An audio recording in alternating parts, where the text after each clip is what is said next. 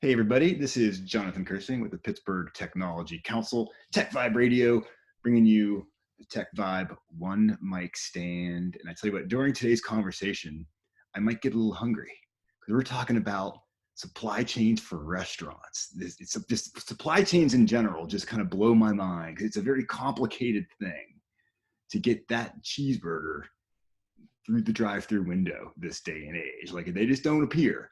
And there are really cool companies like SCA Technologies that really make that happen for restaurants. They are like the secret sauce. They are the magic behind restaurants being able to get you food when you want it.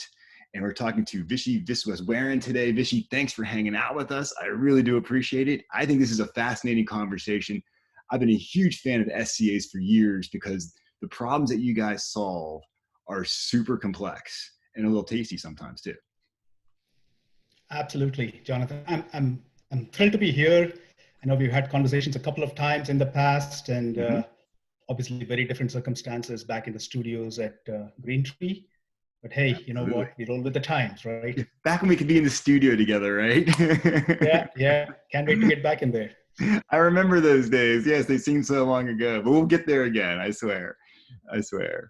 So give us a little bit about SCA and what you guys do. I don't do it justice when I say restaurant supply chain. You can give our listeners and viewers a little more detail. What's going on with SCA these days? Absolutely. So I am Vishy Visweswaran. I'm the Chief Technology Officer at SCA.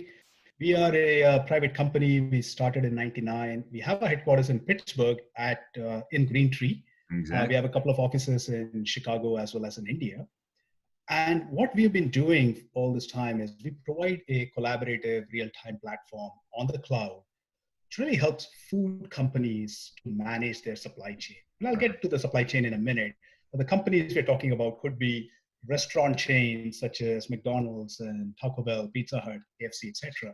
Yeah, you run with big companies here. I mean, those are the brands, right? Absolutely. And we are also talking about several hundred food manufacturers and distributors, you name it, the likes of Conagra and Tyson and Cargill, as well as many small companies which are family-owned, farms, etc., which have been in business for many, many years that people may not even know about. Exactly. And really, what they use our platform for is to collectively manage the food supply by the time it gets to the consumer. And what that means is, figuring out where to get the products from, what is it going to cost them, how to get it into the stores, who's going to make what products and ship it to what locations, giving them the full visibility from what we call farm to fork. Right. Farm on the one side, you got your manufacturers, distributors, and ultimately the consumer on the other side. Right. The goal as always is how we get them to better decision-making in real time, better planning, better forecasting, and hopefully to improve how they run the business. Absolutely. At the end of the day, it helps them save money, be more efficient, get their customers what they want when they want it. No one wants to show up for the big burrito special when that burrito is not going to be there. That's always disappointing. And so you need a supply chain to get that there. Maybe you could for our listeners a little bit about what exactly is a supply chain for those that are not in the know. Absolutely. I know it's a very hot phrase that's bandied about everywhere in the news. You can't go past an article without talking about supply chain. Yeah. Quite simply, think of it like a network of all the manufacturers and distributors that make the various ingredients that when you go out to a restaurant and buy something, or when you go to a grocery store and buy either prepackaged goods or ready-to-eat goods, or even just your raw ingredients, all the things that go towards getting it to that point, right? To give you a real example, right? So you mentioned burgers. So let's say you go to a restaurant. In the good old days, you would go, walk up the counter and order a burger and walk out. Today, you do it with a drive-through or perhaps even delivery. Let's say you're getting a burger, a fries, a drink in a bag, right? Right. You may not realize it, but there's well over a dozen ingredients that's built in there, right? You got a bun, you got meats, you've got slices of cheese, you've got tomatoes, lettuce, onions, fries, the drink, obviously the packaging could be a clamshell, could be. See, I told you I'd get hungry here in this conversation. Sorry? I told you I'd get hungry listening to this conversation. I know. Yeah. But you really, when you think about that, there's many dozen suppliers that might be involved in making all the ingredients for just that one food item that we buy, right? And it's a very complex business. These people, these suppliers, these distributors, they're all located all over the country. You're sitting in Pittsburgh, I'm sitting in Evanston next to Chicago. We may not see it, but all the people we're hearing about in Idaho and Montana and Iowa and places like that, that's where a lot of the food is being manufactured, the beef and things like that. Very complex business, and particularly now in the whole COVID-19 situation, I think it's even more complex. That's why I was so excited when you guys reached out to me, because I was like, oh my goodness, like if there's anyone to talk to right now, it is SCA Technologies, because I mean, the COVID-19 crisis has just literally, as we've all known, go to a grocery store and try to get exactly what you want. I know restaurants obviously now not really only half in business. It's completely just has to just strangle supply chains at this point. And I'm like, if anything can help these supply chains, it's SCA Technologies. So what are we seeing out there right now with real impact from COVID-19 with supply chains and restaurants and so forth? Yeah, I think restaurants are at the forefront, a little bit like when you think of a hurricane and you see the beaches are the first wave that get hit, and then it goes inland. Think of the restaurants as that first wave out there. It's all been in the news, obviously from your local restaurants to your big chains. With all the stay-at-home orders, all dining areas are shut, only takeout and delivery today, right? And when you think about the impact to these guys, it's staggering. I mean, at a minimum, you're seeing 30 to 40% reduction in sales for your chains and your stores, which are completely shut, to something as extreme as, I'll give you an example, Landry's, which is a well-known chain, and obviously they own a bunch of chains like Martin's and Baba Gum's and the Landry's Steakhouse, seafood places, and so on. Their CEOs out there talking about their business is down 95%. Oh, I mean, that's just like, you're not in business at that point. I mean, they had to furlough pretty much their entire set of employees. We're talking tens of thousands, right? The only positive I would say is the pizza category, which, well, we all know we love pizza. We are used to getting it delivered. So that's one category that's a go-to place for consumers, right? So that is flourishing. Our customer, Pizza Hut, Domino's and Papa John's and Little Caesars and so on. And other people who might be strong in delivery are also exactly, and they've had that tradition of delivering, and people just know to call it because it's easy, and it's you're not thinking to call up a Landry's in order to get a steak and have it delivered to your house. But you're going to get that pepperoni pizza. Yeah, and these other companies, as well as smaller chains and smaller restaurants, don't really have the art of delivery, especially with distancing down to an art, right? Yeah. That's a challenging situation. So I would say many of them are sadly in day-to-day survival mode. I mean, what we have heard is about 10% of restaurants have already shut down permanently. By the end of the year, might be as much as 30%. That's the forecast right now. Oh, that's terrible. That's terrible. When you think about it, obviously everybody knows several restaurants in the neighborhood that's going to be shut down or is suffering.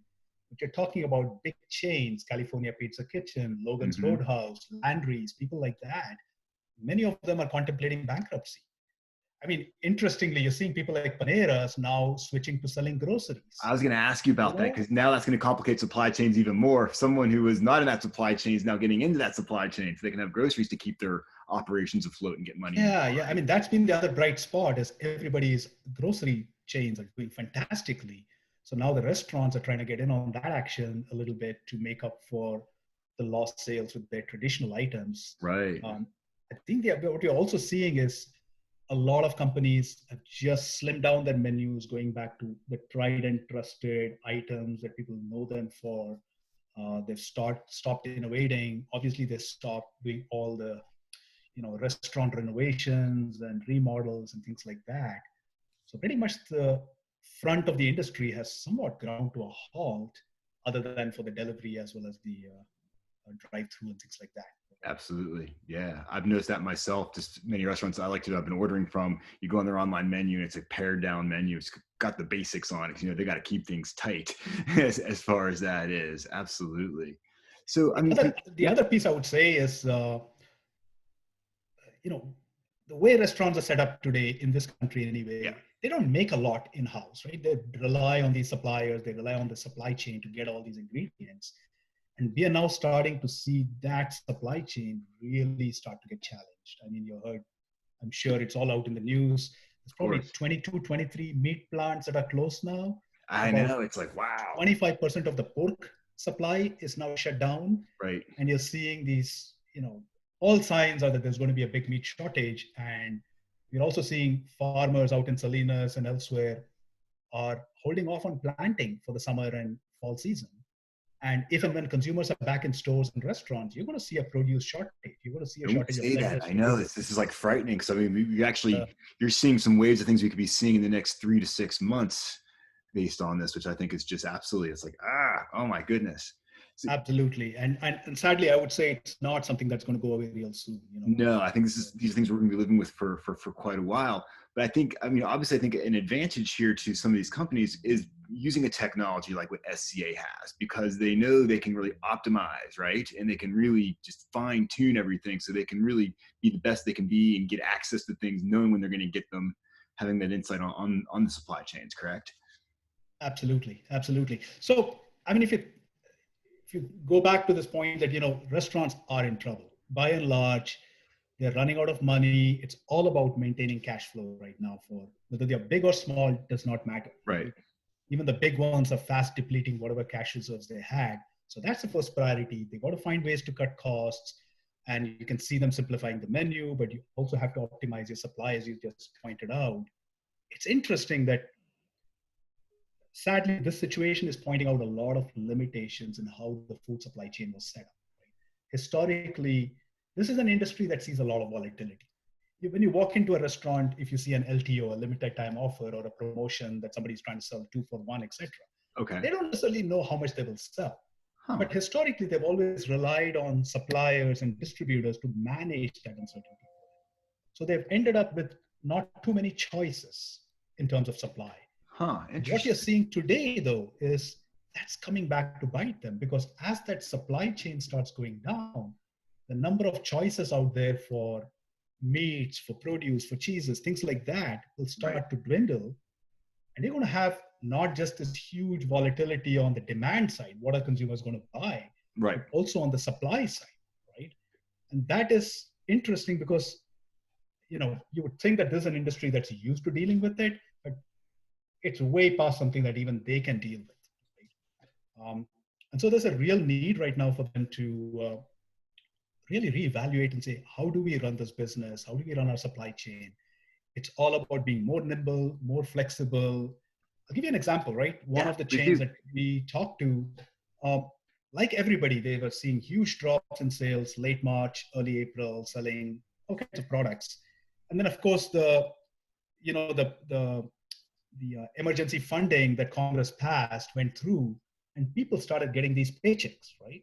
Now you expect that they're going to go out and spend some of that money, the $1,200 checks and so on, which was You badly needed, can't. right? But amazingly, they started seeing this incredible demand for some of their products, like pork-based products. And now with all the Mhm. situation with the pork supply, they're faced with the situation where they're running out of product and they don't have enough to sell. And just 3 or 4 weeks ago, nobody would have thought they would be in that situation given how badly sales were dropping. Right. It really Interesting. is Right. day to day. You're going to have to replan, reforecast, and reimagine your business almost every day because things are changing so fast, right? And this is Absolutely. all coming at a time when were already stretched on their dollars. You had a lot of chains go out and put huge amounts of money into remodeling, renovating their restaurants and making Hmm. them look nicer. They don't have a lot of money on on the balance sheet anymore to put towards these kind of, emergency measures, right? So Exactly. Exactly. tough time for them. Yeah. Oh, I know. It's just crazy all the way around. I mean, give us maybe a little more detail how, like, if a restaurant chain or the restaurant itself is using SCA technology, how it can really tighten things up and really just focus and be able to tap into the resources and supplies that they need when they need it, and as you say, be able to almost change every day. It seems like, I'm assuming, using your Yeah. technology, that you're getting the most recent update as to what is out there and what's available, right? Yeah. And sadly, I would say that this is something we've been passionate about for dozens of years, and we've Mhm. been, preaching about this for a long time. And perhaps it's the situation that makes people stick up and take notice. Um, the good news is that technology can be a huge enabler for what's going on right now. Because what you're talking about is being faster to respond, being able to get more visibility to what's out there, what's not out there in terms of supply, more collaboration, more efficient ways to run your business. And that's what our platform is designed to do. We're talking about, our platform allows your buyers, your sellers, the restaurant chains, the distributors, the suppliers to work collaboratively in real time to get visibility, to manage inventory and capacity, to identify supply alternatives, find ways to reduce costs. Maybe let's take an example where they're selling certain types of products and they see that there are some other ingredients they're not using today, which seem to be, there's oversupply, there are lower prices. Maybe there's an opportunity to switch those ingredients. Or as you imagine, 1 or 2 months from now, as slowly the situation eases, and the country starts getting back to, not normal, but to some semblance of normal, different regions are going to open up at different times. What that will mean for a lot of these chains is that they're going to have to keep changing their supply. Texas might open up one day, so you need a lot of supply going in there. Maybe they're going to have another outbreak a month or two down the road. They may shut down, and in the meantime, Illinois has opened back, right? Yeah. So you're going to need a lot more dynamic supply planning.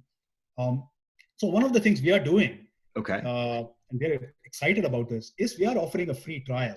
That's what I'm talking about. All right. Okay. I like companies that are right, because it's tough. This is not an industry that's used to working with technology. So we think it's appropriate for people to try it out to see what kind of benefits they might have. So we are actually offering it out there for people who are interested. They can go to our website, which is very cool. We'll put that in the liner notes of this for sure, so people can go there and check that out. Now, as far as can even a small restaurant like tap into your supply chain, into this technology? Absolutely. I would say obviously the benefits are more as you get bigger in size, but the problems are pervasive. I think the 2 or 3 big things we bring to the table, right? The idea of real-time planning, forecasting, and updates to what's going on in your business is critical. Our system gives notifications, intelligent recommendations. These are things that when you're out there trying to put out the fires, it's great to have a system that will propose these things to you. That's so cool. I just love it. Yeah. And I keep going back to this. Sadly, it is a financial issue for all these companies, right? Everybody's trying to survive. And as you keep having to make these decisions more in a more dynamic way, you constantly have to be seeing what's the cost impact of what I'm doing. Are there any better alternatives out there? And you don't have weeks and months to do this, right? You have hours and days to pull the trigger on some of these changes. And when you think about how people are working today, out of their homes, with families around them, trying to do as well as they can, this is not an industry that was built for that. No, this is an industry where, the guys on the restaurant side, the suppliers, the distributors, they're used to heavy degree of relationship-based, personal touch and face-to-face meetings and phone calls and emails and things like that. It's not very conducive to be doing that when you're sitting at home. Right? Exactly. What you really need is to be able to go to a platform like ours and say, hey, tell me what's going on. Let's be on the same page. Let's look at the information together so that we're not disputing what's actually going on. Let's talk about what comes next. Let's think about the alternatives, etc. Right? Exactly. Those are some of the things that our platform can bring in.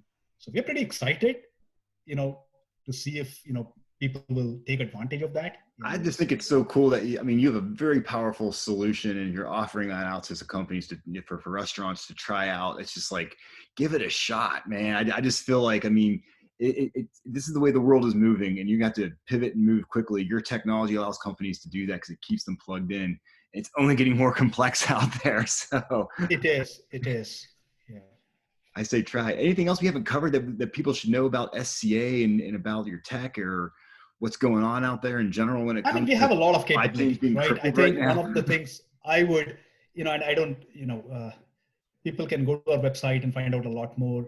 The one big impact we have seen over the years, because we're so focused on cost and what's out in the real world, and this time is better than almost any other time for people to focus on their costs and drive costs down because sales are, so far down, right? The second thing I would say is that would go back to this point that this industry is built on very slow decision making. And wherever people are using our technology, we are seeing where decisions that might take days or weeks or months can be done in hours and minutes, right? Mm-hmm. That is so necessary today when things are so dynamic. Right? Exactly. So it is a paradigm shift, I think, for a lot of people. But moving into the world as we are right now, having these more dynamic capabilities is critical. I couldn't agree with you more. And I'm so glad we got to have this conversation. And I just think it's so cool that SCA does what it does. I never ever get food and not think twice since I met you guys about what it takes for that burrito to get to my plate. As far as that is. And thank you for taking the time, Vishy, to talk with us today. And I'm really, any restaurants out here seeing this, please go to their site, check it out, and try it. It's free. Yes, it is a free trial. So please check us out, www.scatech.com. Excellent. Thanks, Jonathan. Thank you, Vishy. You're the best. best. As always to talk to you. Absolutely. Take care.